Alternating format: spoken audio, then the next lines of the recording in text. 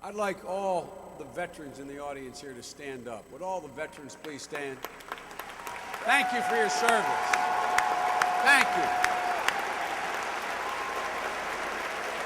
Ladies and gentlemen,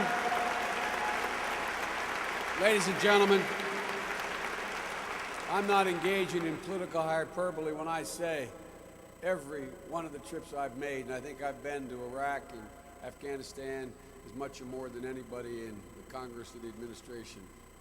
And ladies and gentlemen, let me tell you something. It is incredible. It is incredible what we ask them to do. Our military has not failed us. It's our political leadership that has failed us, not our military.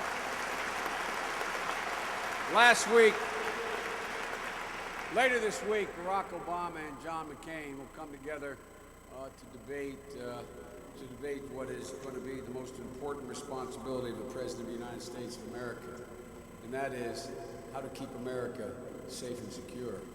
It will be their first presidential debate, but in many ways it's a debate we've been having for the past 6 years to 8 years. And in my view, that debate has already been decided. Ladies and gentlemen, now, just as Americans believe we have lost our way here at home, the vast majority of Americans have also come to the conclusion that we've been heading in the wrong direction abroad. After 9/11, the President of the United States of America had an incredible opportunity. He had an opportunity to join America and the rest of the world in common cause. But instead, by starting a war of choice in Iraq before winning a war of necessity in Afghanistan, the President of the United States, by imposing policies of torture, detention, eavesdropping that defy our values and endanger our very security, that President of the United States, by showing the disdain for our allies and the empty bluster to our enemies, President Bush divided America, divided the world, instead of uniting us. And ladies and gentlemen,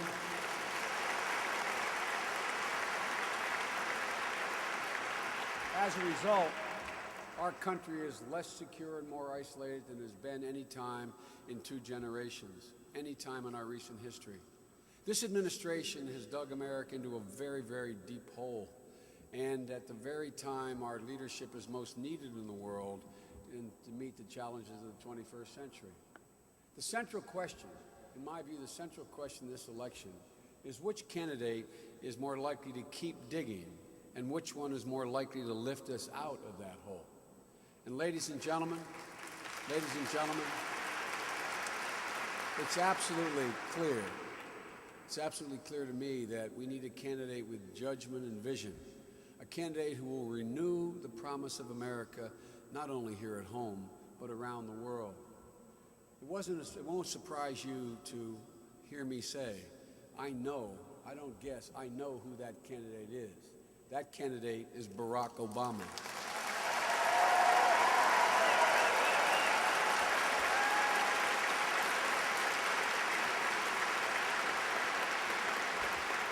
But ladies and gentlemen, it's equally clear who that candidate is not. It is not John McCain, a man who served our country with extraordinary heroism and courage. I know John, I've known him for a long time, and I know he profoundly wants to do the right thing by America. But ladies and gentlemen, I'm just as convinced that the policies that John would pursue as president would be wrong for America. I'm just as convinced that nowhere more so than our national security and our standing in the world would John McCain dig us in a deeper hole. Ladies and gentlemen, this week John McCain talked about the judgment required to be commander-in-chief. He's right. Nothing is more important than the judgment of the next commander-in-chief. But time and again, on the most critical national security issues of our time, John McCain's judgment has simply been wrong. Right after the terrorist attack on 9/11, John responded by urging that we consider not only attacking Afghanistan, But he included for consideration we should attack Iraq, Iran, or Syria. He said the only really difficult question is which country to pick to attack. That's what he said. Ladies and gentlemen, in the run-up to the war in Iraq, while Barack and I were saying that this is going to be a disaster if we did not do things fundamentally different than he was doing, John McCain insisted that, like Dick Cheney, that we would be greeted as liberators, that we didn't need a lot of troops, that victory was imminent. Then he said he wasn't worried about Afghanistan, that, quote, and this is the quote, we would muddle through. He then declared Afghanistan, quote, a remarkable success. Ladies and gentlemen, in John's judgment, there is nothing to talk about with Tehran, with Iran. He says there's nothing to talk about. And he has this idea that the way to deal with Russia is to try to isolate Russia, kick it out of the group of 8, the leading industrial nations in the world. And when it comes to homeland security, protecting us right here in our communities, in our ports, in our buildings, in our high skyscrapers, in our schools, in our offices, John has voted time and again against implementing the recommendations of the bipartisan 9/11 Commission. He voted against funding the cops and firefighters, our first responders, against interoperable communications gear for our first responders to be able to talk with one another in the moment of disaster or the moment of national security problems. He again and again has voted against more screening of cargo for going into planes and ships, against better security for our tunnels, our trains, our ports, our chemical plants. In John's judgment, that's 6 years into the war in Iraq. We should continue to spend $10 billion a month, while the Iraqis have a $79 billion surplus. And John McCain continues to insist, against all the evidence and all the facts, that Iraq is the central war on terrorism.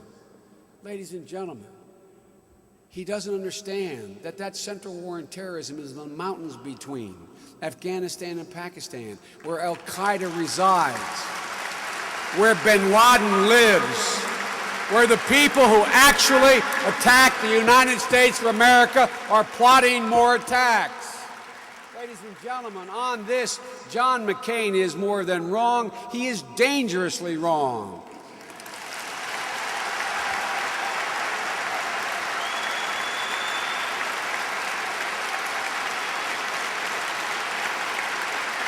Ladies and gentlemen, it's about judgment. And on a question so basic, so fundamental, so critical to our national security, we cannot afford a commander-in-chief who is divorced from the reality and from America's most basic national interest. Ladies and gentlemen, at this moment in our history, when we need more than a great soldier, we need a wise leader. And that leader is Barack Obama.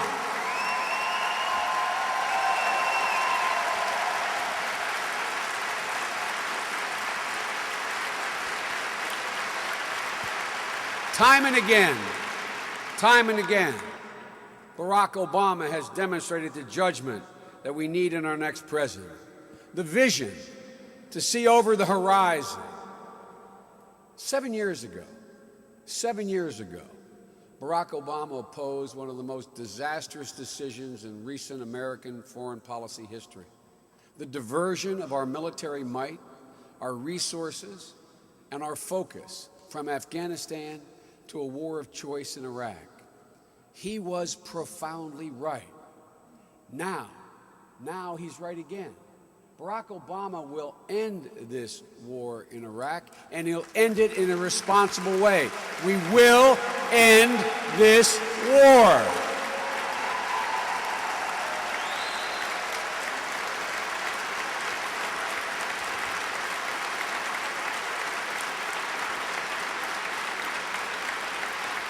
Ladies and gentlemen,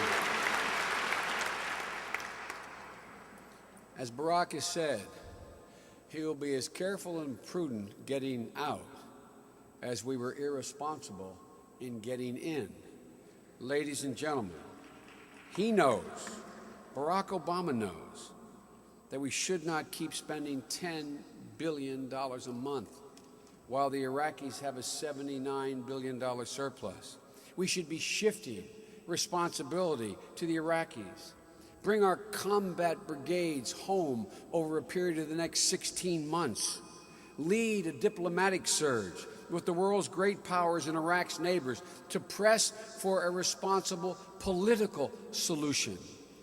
And keep a residual force in Iraq to destroy the remaining terrorists, train Iraqis, and protect our personnel that are there. Now, even the Bush administration is moving forward on Barack's plan. Barack's plan is now being implemented by George W. Bush. He is negotiating, literally. The Bush administration is negotiating with Maliki, the leader of the Iraqis, on a timeline to draw down our combat brigades and a mission to leave a residual force, almost the same exact thing Barack has been proposing, behind. John McCain keeps talking about the surge. Well, thanks to the remarkable bravery of Tony and his comrades, the sacrifices made by our armed forces, it has helped reduce the violence, a fact that all Americans applaud. But the surge is over, and the political reconciliation it was supposed to produce has not materialized. Now what? Now what do we do? John McCain doesn't have an answer except to say, stay indefinitely.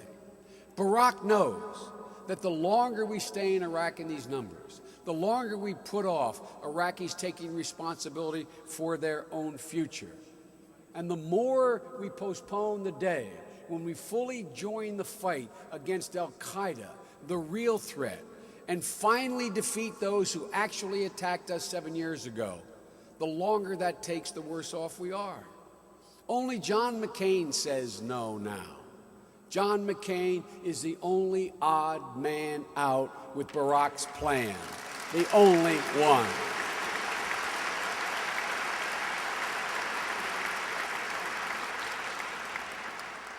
Folks, I think Barack understands what John does not.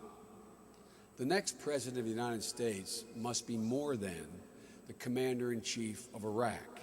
He must be the commander-in-chief of America's interest around the entire world. Ladies and gentlemen, more than a year ago, Barack called for sending at least 2 more combat brigades to Afghanistan. Now, the chairman of the Joint Chiefs of Staff of the United States military and our commanding generals on the ground echo Barack's call for more troops in Afghanistan. They acknowledge they cannot succeed without them, and they acknowledge they cannot get them as long as they are tied down in Iraq. Barack Obama has long recognized, unlike John, what the chairman of the Joint Chiefs of Staff has recently said. This is not my quote, the quote from the chairman of the Joint Chiefs. He said, "We are not winning in Iraq." Not Barack Obama. That's a quote from the chairman of the Joint Chiefs of Staff. Well, ladies and gentlemen, Osama bin Laden is still on the loose. The Taliban is still on the march. Opium production is through the roof, funding these terrorist organizations. And according to the National Intelligence Estimate, that's the outfit. We get all our intelligence communities together, and they come up with a consensus position. They say al-Qaeda is back, having, quote, regenerated key elements of its homeland attack capacity, including safe havens. Where's that safe haven? It is not Baghdad. It's in the mountains between Afghanistan and Pakistan, where my helicopter was recently forced down. Ladies and gentlemen, we know where al-Qaeda is. We know where bin Laden is. We should focus on killing him, not being engaged in dealing, not being engaged in allowing the Iraqis to avoid responsibility. The intelligence community has gone to point out that this is established. Al-Qaeda has established franchises, my word, not theirs, in 60 additional countries. Ladies and gentlemen, Thankfully, there has been no attack on the homeland since 9/11. But we should not take false comfort from that fact. The enemy is patient. In just the past week, al-Qaeda affiliates have struck the U.S. Embassy in Yemen and in the same time blew up the Marriott Hotel in Islamabad, the capital of Pakistan. Every major terrorist attack in the last 8 years, every one can be traced back to the Afghani-Pakistani border, including the attacks in Madrid and in London in 2006. The British and the Pakistani police prevented a major new attack on our own planes and our own people, emanating from the same territory. So much for the Bush-McCain claim that we're fighting them in Iraq so they won't attack us over here. We should be fighting them where they reside. Folks, mark my words. If, God forbid, there is another attack on the United States of America, it will not come from Iraq. It will almost certainly come from the mountains between Afghanistan and Pakistan. And ladies and gentlemen, the Bush-McCain approach let down our guard and let our enemies off the hook in that very region. You know, I think we'll be asking ourselves again, if God forbid it happens, how did this happen? How did we take our eyes off the ball? How did we take our eyes off the real threat? Folks, we can and must defeat the terrorists in Afghanistan, but we will not succeed until we provide those additional combat brigades and leverage more help from our NATO allies. The very allies John loves to disparage. Barack and I will invest more in the training of Afghan security forces. We will conduct more joint operations with NATO and with the Afghan army.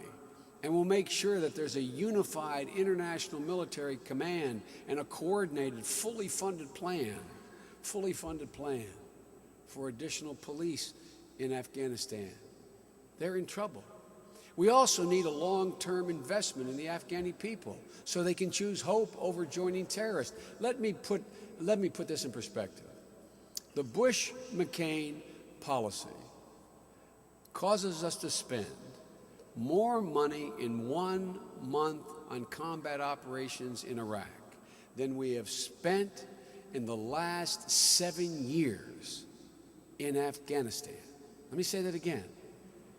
We spend more money in 1 month on combat operations in Iraq than we do on the reconstruction of Afghanistan, where everybody knows the really, really, really bad guys named bin Laden and al-Qaeda live. Ladies and gentlemen, I call that very poor judgment. So folks, together with our allies, we will deliver what George Bush promised, a Marshall Plan for ordinary Afghans to open schools, build roads, generate electricity, establish an actual scheme of governance.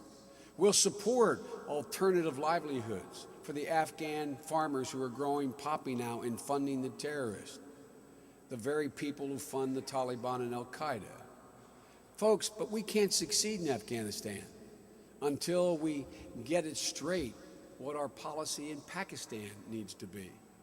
George Bush and John McCain have pursued for the last 7 years a Musharraf policy, not a Pakistani policy. By pursuing that policy, they have alienated the Pakistani people. It's time we get them to work with us. And ladies and gentlemen, that's why Barack Obama and I, together with the leading Republican senator in the United States Senate for the last 30 years, Richard Lugar of Indiana, my counterpart in the Foreign Relations Committee, that's why we all joined together with a majority of our colleagues in the Foreign Relations Committee in a bipartisan way to triple non-military aid to the Pakistani people, turning them away from extremists and moving them in the direction of choosing hope and democracy over the alternatives being offered to them. Ladies and gentlemen,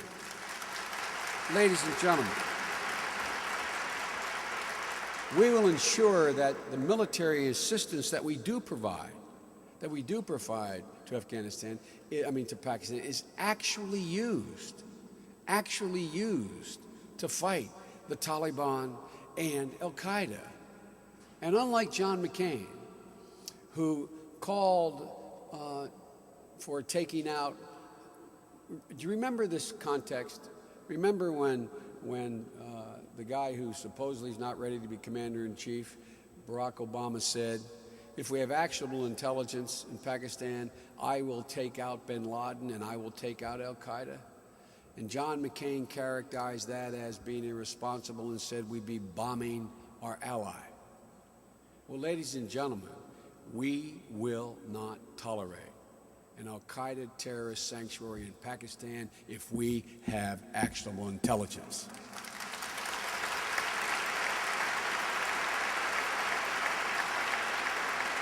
If Pakistan will not or cannot act, we will take out high-level terrorist targets like bin Laden, even if we have them, over the objection of others, if we have them in our sights. And ladies and gentlemen, Barack Obama has been absolutely clear about one other item.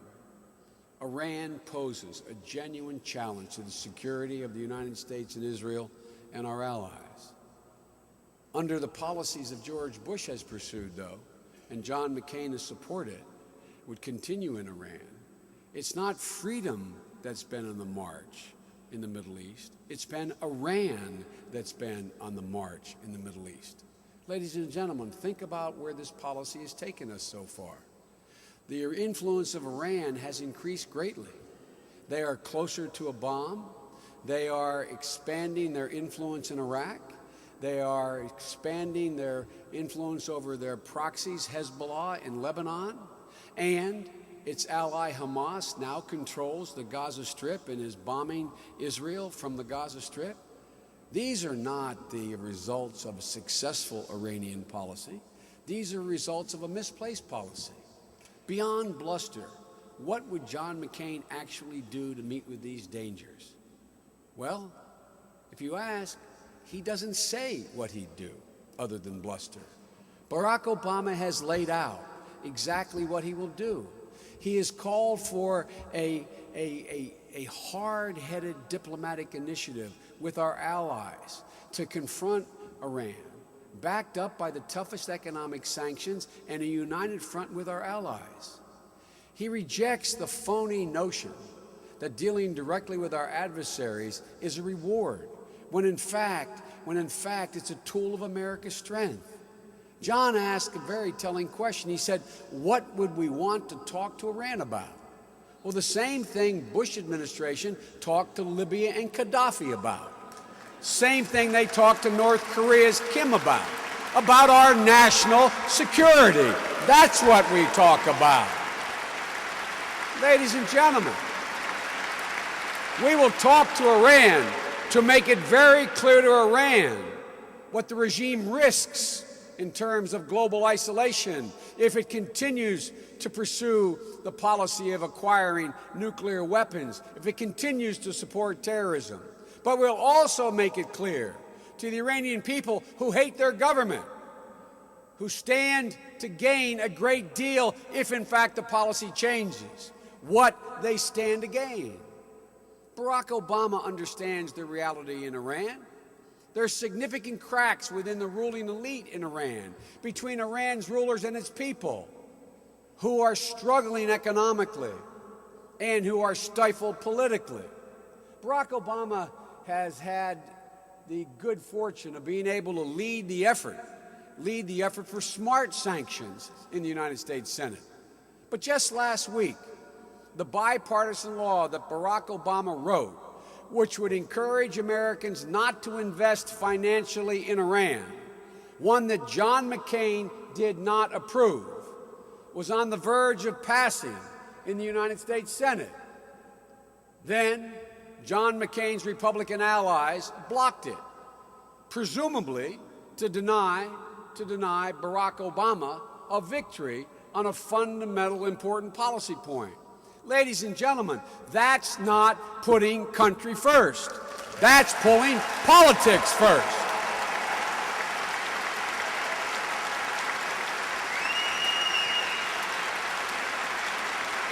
And it's wrong. It's wrong for America's security interest. Folks, Barack got it right, but don't take my word for it. 5 former secretaries of state, including Henry Kissinger and Colin Powell, have said, just like Barack, that direct talks with Tehran are in our national interest. John McCain is the only one who doesn't get it. So much for judgment. And after 7 years in which our senior diplomatic personnel were not allowed to make a single contact with the Iranians, the Bush administration realized the absurdity of its own policy and sent our leading diplomat to Tehran. The Secretary of State, the Assistant Secretary of State, as he went to Tehran, sat down at the instruction of the President of the United States. Barack Obama understood that success rests upon keeping our allies in the game and our partners united if we're going to be able to bring the pressure on Iran that is needed. Ladies and gentlemen, our allies need to know that the United States will go the extra diplomatic mile. And if we do, and Iran does not respond, our allies are much more likely to stand with us if diplomacy fails and move toward more robust sanctions and possibly even other alternatives. We need our allies with us. Ladies and gentlemen, John McCain's saber rattling is the most self-defeating policy I can imagine. Ladies and gentlemen, what does it do when the saber is rattled? It forces the Iranian people who already hate their government to unite behind their government. It takes away the voices of the moderate forces in Iran. And what else does it do? It generates a sense of instability in the Middle East. And what happens? Oil prices spike, and we put billions upon billions of more dollars out of the wallets of Americans into the pocket of Ahmadinejad and the very people we say are our greatest problem. Ladies and gentlemen, the worst nightmare for this divided Iranian leadership, the worst nightmare for this regime that thrives on isolation and on tension, is an America ready, willing, and able to engage them. Ladies and gentlemen, since when has talking to an enemy taken no out of our vocabulary? Ladies and gentlemen, it's amazing how little faith John McCain has in himself and his foreign policy team that they're afraid to sit down. We can still say no. We can still say no. Folks, when it comes to Russia, Barack Obama understands that talking tough is one thing, acting smart is another. And folks, he knows looking into a leader's eyes does not necessarily tell you much about his soul. Folks, to deal effectively with Russia, the United States of America and Europe must speak with one voice. John McCain sometimes treats our allies as if they were our adversaries. Look, when France and Germany disagreed with our policy to go into Iraq, John McCain called them, quote, vacuous and posturing, irrelevant. And Cheney said they lacked the political courage and put their commercial interest first. Well, last week, John McCain said he would not meet with the leader of Spain.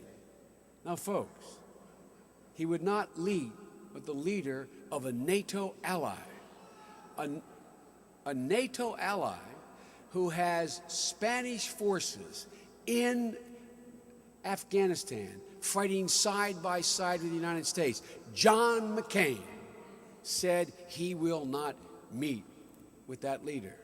Ladies and gentlemen, what kind of judgment is that? What kind of bluster is that? Ladies and gentlemen, John McCain's notion of how to deal with our allies as well as our adversaries is rooted in something I just simply do not understand. How in God's name will we succeed ultimately with Russia and meet its aggressive new tendencies without a united NATO? Ladies and gentlemen, John McCain has gotten it wrong on so many fundamental issues. Imagine if we had listened to John McCain when he tried to remove Russia from the G8, that's the industrial nations, last year. Such a move would not have done anything to stop Russia's inextricable and unfair and overwhelming invasion of an independent country of Georgia. But I tell you what it would have done. It would have triggered another crisis within our alliance, since no one else in Europe thought that action should be taken. An alliance we now need to help us in dealing with Russian aggression. Together, the United States and Europe must help Russia's neighbors like the Ukraine strengthen their democratic economies. And we have to help them decrease their dependence on Russian energy. We also have to have a new strategy that prevents conflicts from escalating into crisis, rather than simply respond to them after they in fact occur with nothing but bluster. Months ago, with John McCain and George Bush administration focused on Iraq to the exclusion of everything else, and called for Barack Obama at that period, called for a high-level international mediator and peacekeepers to help resolve the disputes in Georgia over South Ossetia and Abkhazia before they exploded. Barack Obama anticipated what Russia was likely to do. He called for an international negotiating team to put Russia in a corner, to box it. Ladies and gentlemen, when Russia invaded Georgia, an independent country, I got a call from Misha Saakashvili, the president, and said, "Joe, will you come over? Will you come?" I sat down and talked at length with Barack. I went to see him in Tbilisi. I sat with him while Russian tanks were still on the outskirts of his city. And we laid out a specific proposal. We made it crystal clear, Barack and I, what we would do to preserve the territorial integrity of Georgia. And ladies and gentlemen, that Georgia itself, we argued, should be integrated into the transatlantic alliances like NATO, that its citizens must have the right to return to South Ossetia and Abkhazia. We led the way in securing support for $1 billion to help Georgia rebuild its economy, to prevent Russia from toppling a democratic regime by crushing their economy. Ladies and gentlemen, Barack Obama called for this, and we've been very clear, Barack has been very clear, that Russia must pay a real price for what they have done thus far. And they clearly already have had. The civil nuclear agreement that was before my committee, we pulled down, and the president agreed. And as I warned at the outset of the crisis, Russia's economy is taking a significant hit, with its stock market losing $750 billion in its value. But even as we hold Russia accountable for its actions, we can and we should deal directly with Moscow on other security issues like securing nuclear weapons and materials to fight al-Qaeda. they need to understand that a fuller integration into the international community depends on their conduct, and their conduct is critical. Ladies and gentlemen, this is what Barack Obama talked about. He did not bluster about what occurred. He offered concrete alternatives that actually have been adopted, not only by our president, President Bush, but adopted by most of Europe. And John continues to talk. Ladies and gentlemen, so ask yourself, based on the judgments they have already made, the policies they have already proposed, which candidate is more likely, as President of the United States, to end the war in Iraq responsibly, to focus America's full might on dealing with the very people who attacked us, Al-Qaeda and bin Laden, to unite our allies in dealing effectively with the threats posed by Iran and a resurgent Russia, to renew the promise of America to the world? Which candidate is most likely to do those things? And I think by any objective standard, not looking to the future, looking to the past, what each of the candidates have said, to me it is absolutely, unequivocally clear that Barack Obama is more prepared to be Commander-in-Chief of the United States of America than John McCain.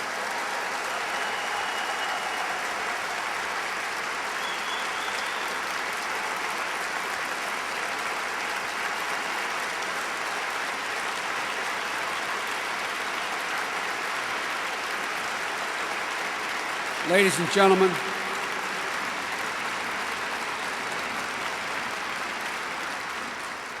gentlemen, I think the choices are absolutely clear in this next election. The next President of the United States has an awesome responsibility. We'll also have the greatest opportunity since Franklin Delano Roosevelt to change not only the direction of our country, but change the direction of the world. Barack Obama